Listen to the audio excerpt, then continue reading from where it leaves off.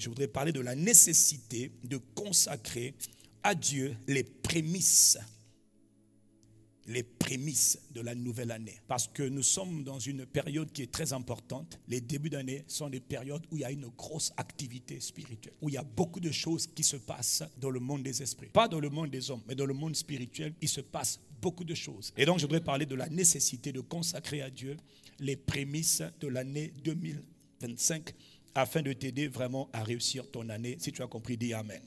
La consécration des prémices est une loi spirituelle puissante. Cette loi est une loi très importante. La consécration des prémices ne se fait pas que dans le royaume de Dieu. Mais comme Satan, c'est un photocopieur, c'est un imitateur, il imite tout ce que Dieu fait. Il n'a rien créé, mais il a vu et il copie. Il a réussi à emmener les hommes depuis des générations, depuis les temps anciens, les hommes de toute religion, les hommes de tout courant, les hommes idolâtres, les hommes qui adorent le feu, qui adorent les bois, qui adorent les forêts, qui adorent les créatures de ces lieux, qui adorent les esprits des eaux, dans le royaume des eaux, donc partout dans les airs. Depuis l'Antiquité, depuis les temps anciens, les hommes connaissent le mystère de la consécration aux divinités de ce qu'on appelle les prémices. C'est quoi, pasteur, les prémices? Quand on parle des prémices, on parle généralement de commencement. Quand on parle de prémices, on parle du début. Quand on parle des prémices, on parle des premiers-nés. Quand on parle des prémices, on parle des premiers fruits. Les prémices, c'est donc les premiers-nés, les premiers fruits, le début, le commencement. Voilà pourquoi on dit au commencement, Dieu. Dieu a créé les cieux et la terre. Et Dieu a fixé des lois sur la terre et dans les cieux pour que tout commence par lui et par lui seul. Il faut que tu comprennes une chose, c'est que Dieu est un Dieu de saison. Dieu est un Dieu de temps. Pendant les saisons de début d'année, je vous ai dit, le monde spirituel est très, très actif. Et je vous ai dit qu'il faut apprendre à consacrer à Dieu les prémices de la nouvelle année. Pourquoi? Parce que je te dis que Dieu est un Dieu, un, de saison, deux, de temps. Et que Dieu est dans l'éternité. Mais pour agir dans la sphère humaine ou dans les cieux, Dieu rentre dans les cieux, mais Dieu n'est pas dans les cieux. Dieu est dans l'éternité. Mais tout ce qu'il fait, notamment sur la terre et même dans les cieux, il le fait à l'intérieur des saisons et des temps. Si tu veux travailler avec Dieu, il va donc falloir que tu apprennes à bien comprendre le mystère des saisons et le mystère des temps. Jésus a dit, mon Père agit, c'est-à-dire mon Père travaille. Moi aussi je travaille. Ah oui, mais Jésus travaille pas n'importe comment. Il ne fait pas comme toi là. Lui, il travaille avec intelligence. Il travaille dans les saisons et il travaille dans les temps. Voilà pourquoi tu as, dans la Bible, tu as des passages comme l'année prochaine, à la même période, Sarah aura un enfant. Pourquoi? Il annonce que lui, il ne fait pas le désordre. Dieu est un planificateur. Qu'est-ce qu'il fait, Dieu? Oh, dans le monde des esprits, parmi les activités qu'on fait très bien, c'est on plante, on sème, on investit. Mais parmi les autres activités qu'on fait, c'est qu'on arrache, on détruit, on déracine. C'est très important. Et tout ce qu'on fait, on doit le faire à l'intérieur. 1, les saisons. 2, les temps. Une saison, c'est quoi? Une saison peut représenter aussi un cycle. Ecclésiaste chapitre 3, la version Osterwald a été mieux traduite de la version anglaise. Il ne dit pas qu'il y a un temps pour tout, un temps pour toute chose. Non, parce que là, tu n'as pas compris. Il dit, à toute chose, il y a une saison. Et toute affaire sous les cieux, il y a un temps. Donc, si je devais traduire littéralement, il dirait, il y a une saison pour toute chose. Et il y a un temps pour toute chose. Toute affaire qui doit se faire, doit être faite dans le temps. Mais avant le temps, il y a ce qu'on appelle la saison. Tout ce que tu dois faire doit se faire dans une saison. Une saison, c'est un cycle. Il y a une saison fixée et puis dans la saison, il y a ce qu'on appelle maintenant le temps. 365 jours, c'est un nouveau cycle. Et puis il te dit au verset 2, à toute chose sa saison et à toute affaire son temps. Il y a un temps pour naître, il y a un temps pour mourir. Il y a un temps dans l'activité du monde des esprits pour planter. Il y a un temps pour arracher ce qui a été planté. Nous sommes actuellement dans une saison, c'est le bon moment de préparer ce que tu vas planter pour l'année. Parce qu'il y a des choses, si tu n'as pas planté, tu ne pourras pas récolter. Beaucoup de gens sont frustrés du courant de l'année. Comment ça s'est passé? Juste parce qu'en fait, au début, les prémices de l'année, dans les premier jour de l'année, dans le premier mois de l'année, dans les premières heures de l'année, tu n'as rien planté. Dans le monde des esprits, on plante et on arrache. Donc c'est le bon moment. Nous rentrons dans la bonne saison. Qu'est-ce qui ne te plaît pas dans ta vie? Ça va être le temps d'arracher. Parce qu'il y a un temps. Et chaque temps arrive à son expiration. Chaque cycle a un commencement. Chaque cycle a une fin. Ce que je dis, c'est vrai pour l'année. Parce que l'année, on rentre dans un nouveau cycle. Mais c'est aussi vrai pour les jours. C'est vrai pour les semaines. C'est vrai pour les mois. Dans les cycles, il y a le temps. Le cycle, c'est une saison. Par exemple, une journée, c'est 24 heures. Donc il y a la porte d'entrée de la journée. Et c'est quand on rentre dans la journée qu'on plante et qu'on arrache. Il y a la porte d'entrée dans la semaine. Donc il y a les prémices de la semaine. Il y a les prémices de l'année. Il y a les prémices du mois. Les prémices du mois, c'est le premier jour du mois. Premier jour de chaque mois, on plante. Les fins de période et les débuts de période sont les périodes stratégiques où on plante, où on enlève, où on plante, où on investit, où on déracine. Matthieu 13 au verset 24, il est écrit. Jésus leur proposa une autre parabole et il leur dit, passage que nous connaissons, le royaume de Dieu est semblable à un homme qui a semé une bonne semence dans son champ. L'homme se réveille et dit, ah, j'ai un champ, je vais faire des semences, je vais donc semer dans mon champ. Le jour où l'homme se décide de semer dans son champ, l'homme commence, il s'engage dans ce qu'on appelle un cycle. Il y a des plantes, il y a des choses que tu sèmes qui prennent parfois 3 mois, 12 mois, 6 mois pour produire du fruit. Oui ou non? Oui ou non? Tout ne produit pas du fruit au même moment. Verset 25. Mais pendant que les gens étaient en train de dormir, son ennemi vint et sema de l'ivraie. L'ivraie, c'est la mauvaise semence. L'ivraie, c'est la semence maléfique. L'ivraie, ça peut être la jalousie. L'ivraie, ça peut être la déloyauté. L'ivraie, ça peut être l'orgueil. L'ivraie, ça peut être la rébellion. L'ivraie, ça peut être le péché. L'ivraie, ça peut être la débauche. L'ivraie, ça peut être le mensonge. L'ivraie, c'est tout ce qui est maléfique. Tout ce qui est contraire à la nature de Dieu semé dans le champ. L'ivraie, ça peut être l'ensorcellement. L'ivraie, ça peut être une imprécation. Une parole relâchée. Tu n'es même pas au courant que quelqu'un t'a maudit. Tant que le soleil va se lever, cet enfant-là que j'ai enfanté n'aura jamais d'enfant. Il ne s'en sortira jamais. C'est une malédiction qui va te poursuivre. Jusqu'au jour où tu te réveilles, tu dis que moi, il y a un jugement qui pèse ma vie. Quelqu'un m'a maudit, je n'étais même pas au courant. Pendant que les gens dormaient, son ennemi vint et sevra la mauvaise semence parmi le blé et il s'en alla. Lorsque l'herbe eut poussé et donné du fruit, l'ivraie parut aussi. Donc l'herbe a commencé à sortir, le bon fruit a commencé à sortir. Au milieu du bon fruit, on voit maintenant que le mauvais fruit aussi sort. Alors les serviteurs du maître lui disent, oh, mais qu'est-ce qui se passe? N'as-tu pas semé une bonne semence dans ton champ? D'où vient maintenant qu'il y a une mauvaise semence dans le même champ que tu as semé? Le maître leur dit, c'est un ennemi qui a fait cela. Les serviteurs lui disent, oh, est-ce que tu veux qu'on aille arracher l'ivraie? Il dit, surtout pas. Laissez pousser ensemble le blé, la bonne semence, et la mauvaise semence. Et à l'époque de la moisson, je dirais au moissonneur, arrachez d'abord l'ivraie et liez-la. Mais tu remarqueras dans ce passage que l'homme est venu semer dans le monde des esprits. Là, il te parle du royaume de Dieu. Donc, il te parle du fait que lui, Dieu sème. Mais pendant que Dieu sème, et Dieu sème, à quel moment? Au commencement d'une saison, au commencement d'un cycle, à la porte, dans les prémices de l'année, on sème.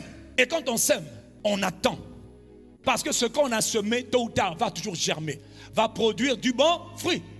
Mais dans le processus, il te dit bien que pendant qu'il a semé, la mauvaise semence a été aussi semée. Qui a semé la mauvaise semence? Un ennemi. Donc il faut comprendre que dans tout processus, tout début de cycle, Satan peut semer lui aussi. Et il le fait souvent et nous on n'est pas conscients. Et on n'a pas vu. C'est juste qu'au bout de certains temps, on voit que des choses qu'on n'a pas voulu sont en train de sortir. Et ça, ce n'est pas la volonté de Dieu. Mais pendant qu'on n'était pas vigilant, l'ennemi a semé. Donc, c'est à l'époque de la moisson, c'est-à-dire à la fin du cycle. Parce que chaque moisson a son temps de maturation. À la fin du cycle, il dit, ah, arrachez l'ivraie et gardez le blé. Quelqu'un me dit amen. La femme, quand elle reçoit le spermatozoïde pour avoir un enfant, l'homme donne la semence, la femme reçoit la semence. C'est le début d'un processus. C'est le début du cycle. C'est le début d'une saison qui va durer en moyenne combien de mois? Et au bout de 9 mois, comme tu as semé la semence, si rien n'est fait pour détruire la semence, parce qu'en parenthèse, il y a aussi des spécialistes pour détruire la semence. Mais si ta semence arrive à terme, 9 mois plus tard, que va-t-il arriver? L'enfant va sortir. Question que je te pose. Si tu n'as rien semé au début du cycle, est-ce que tu vas avoir un enfant? Non. Mais la bonne nouvelle, si tu as semé au bon moment, 9 mois plus tard, tu récolteras ton enfant. Les 9 mois, c'est la fin de la saison. S'il vous plaît, à l'intérieur là, même si la femme a d'autres rapports, elle n'aura pas d'autres enfants. Pourquoi? La semence du début a été verrouillée. Le prémisse qui a été injecté, automatiquement vient de fermer la porte. La porte, elle peut avoir d'autres rapports, mon frère, mais elle ne pourra pas avoir d'autres enfants. Elle ne pourra pas avoir d'autres fruits. Tant qu'on n'est pas arrivé à la fin d'un cycle, elle ne pourra pas avoir un autre enfant. Si elle va avoir un autre enfant, il faut qu'elle attende la fin du cycle et le mari plante encore une autre semence et elle se réengage encore dans le processus. Donc il y a des choses qu'on ne fait qu'au début des cycles. Et il y a des choses que tu n'as pas fait au début du cycle et que donc tu n'as pas reçu en fin d'année. Le début de l'année, la fin de l'année, le début là, le chevauchement là, marque le début d'un nouveau cycle. Il faut planter, il faut semer. Mais au début aussi, il faut arracher ce qui tu ne veux pas. Parce qu'il faut que tu sois conscient que Satan va planter. On a dit bonne année, ça ne veut rien dire. Les gens qui disent ça là même au mois de mai, ils sont déjà morts. Et puis au mois de septembre, ils sont fâchés. L'année va arriver. Finalement, ma vie ne sert à rien. Non, on ne fête pas à la porte. On ne dort pas aussi à la porte. À la porte, on sème. À la porte, on plante. Je t'ai établi, Jérémie, afin que tu plantes. Afin que tu détruises. Qu'est-ce qu'on fait au début? Il faut qu'on s'engage. Comme la vie est spirituelle. Pour planter, c'est une activité spirituelle. Tout ce qui est spirituel veut dire on engage là. Ce que toi tu n'aimes pas là, c'est ça que nous on engage. Tout le mois de janvier, c'est un mois de plantation. C'est un mois d'investissement. On investit par la prière. C'est un mois d'intercession. C'est capital. C'est très important. Tu dois venir, tu dois programmer chaque mois de l'année. Tu dois déterminer ce que sera chaque mois avant que le mois n'arrive. Ceux qui ne savent pas planter à la porte, au commencement, aux prémices, au début, c'est ceux qui ne récoltent pas. Comment veux-tu récolter ce que tu n'as pas semé? Est-ce que je parle à quelqu'un? Ne sais-tu pas que les mois sont importants? Que chaque mois vient avec son projet? Que Dieu a des plans, Dieu a des projets annuels, c'est vrai, mais Dieu aussi a des projets mensuels parce que l'année est divisée en mois. Qu'il y a des projets de Dieu pour chaque jour, pour chaque semaine. Pendant qu'on parle, il y a déjà des programmations qui ont été faites dans le monde spirituel. Certaines choses doivent arriver au mois de décembre 2025, d'autres au mois d'avril, d'autres au mois de juillet. Certaines choses sont déjà programmées et dans le royaume de Dieu et dans le royaume des ténèbres. Et nous, on doit rentrer pour nous aussi faire nos programmations, pour que ce qui a été programmé par le monde des ténèbres soit déprogrammé et que ce qui a été programmé dans le royaume de Dieu soit manifesté. Mais là, on engage la prière. Donc celui qui n'engage pas la prière aux portes va souffrir. Quelles que soient les prophéties que tu as entendues, ça ne veut rien dire. Chaque prophétie on entend et puis on engage la prière. Quand on est aux portes de l'année, quand on est aux portes de la journée, on vient planter. Je me tiens dans la présence de Dieu dans le nom de Jésus de Nazareth le Christ. Père, je demande, Père, je prie, Père, j'ordonne, je plante. On prend la parole, on commande. Ce qu'on veut voir, on établit par la prière. Dieu a donné un pouvoir extraordinaire à l'église. Satan nous envie. On a un pouvoir extraordinaire.